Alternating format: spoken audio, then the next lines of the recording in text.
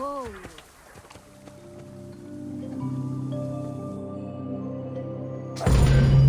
Welcome to Bringer of Life, the River Nile.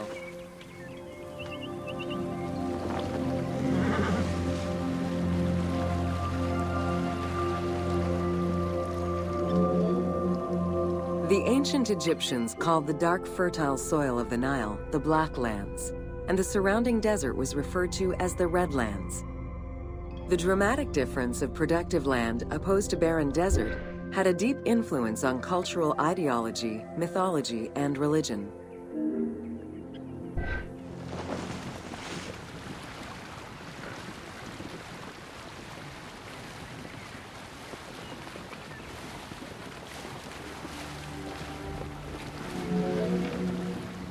The Nile determined much of Egyptian civilization. For example, the seasonal cycle of the Nile was so consistent that ancient Egyptians created their calendar around it. The flood season, or Akhet, was when the departing floodwaters left arable soil for crops. It was followed by the growing and harvesting seasons, known as Peret and Shemu. These regular seasons, along with abundant wildlife and rich soil, meant that Egypt's denizens were able to nourish themselves and ensure their country's strength in trade.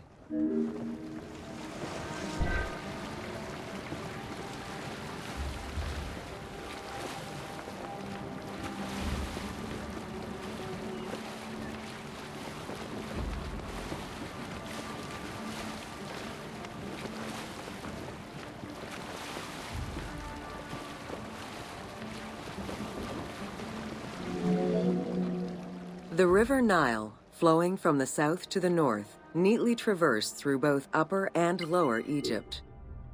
All of Egypt's major cities were built along this narrow ribbon of life.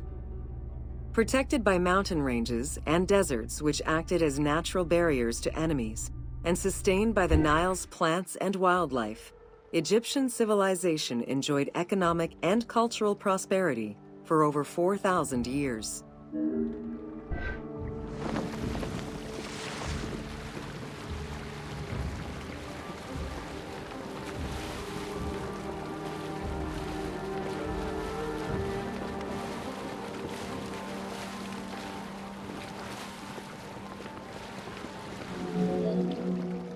Both ancient Egyptians and ancient Greeks referred to the Nile as the river in their respective languages. Stretching a distance of over 6,700 kilometers, the Nile is one of the longest rivers in the world. It flows south to north, spanning 11 countries. The River Nile originates in the region of the Great Subequatorial Lakes, including one of the largest in the world, Lake Victoria near Tanzania.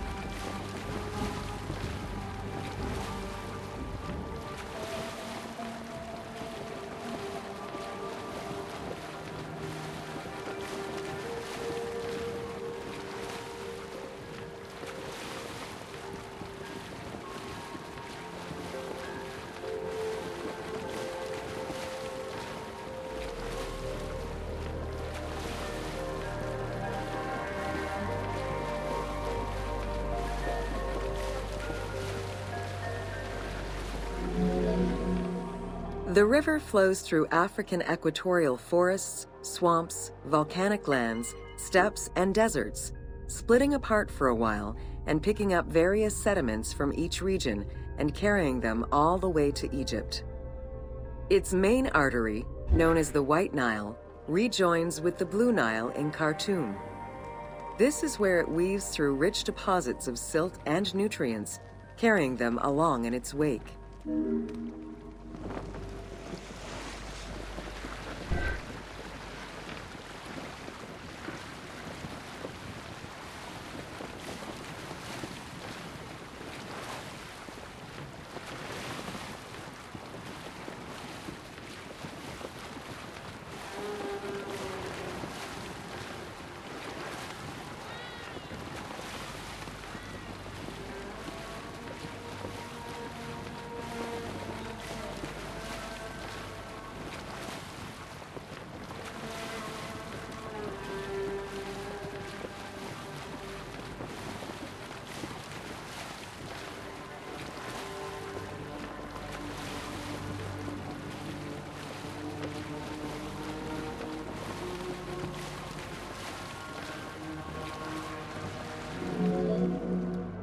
The Nile crosses 6 cataracts from the south to the north, creating natural obstacles between the various sections of the river. The cataracts are long zones of about 100 kilometers, where the bubbling and rapidly swirling waters advance tumultuously amid enormous heaps of rocks and benches of hard stone.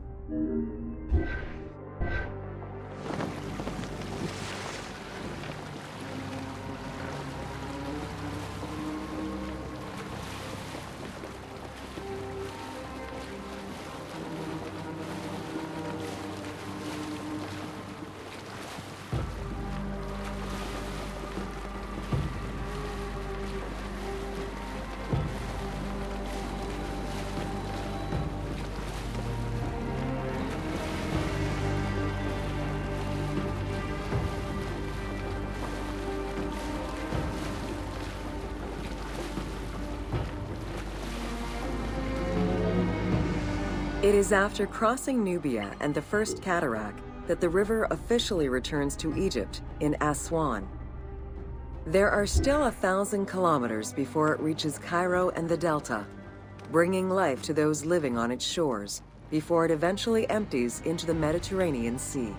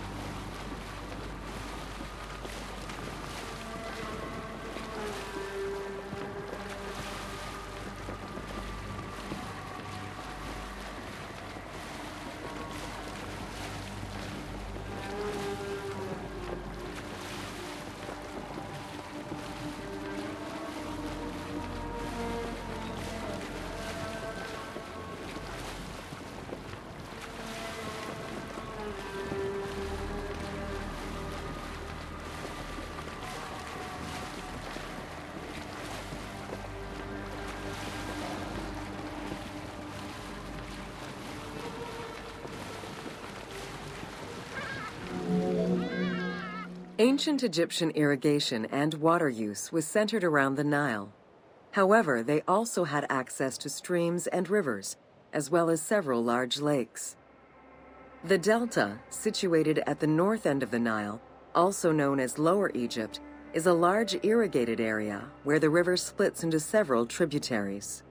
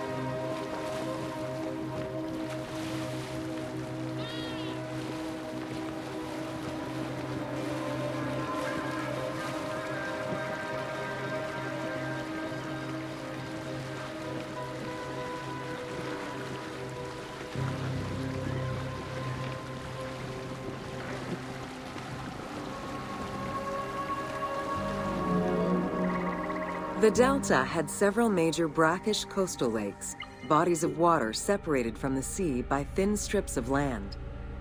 A mix of deep to shallow waters, salt swamps, and sand plains, these lakes were refuge to a wealth of species, as well as water and land plants. The occasional bandit could also be found sheltering within the denser reeds, waiting for the unwary traveler.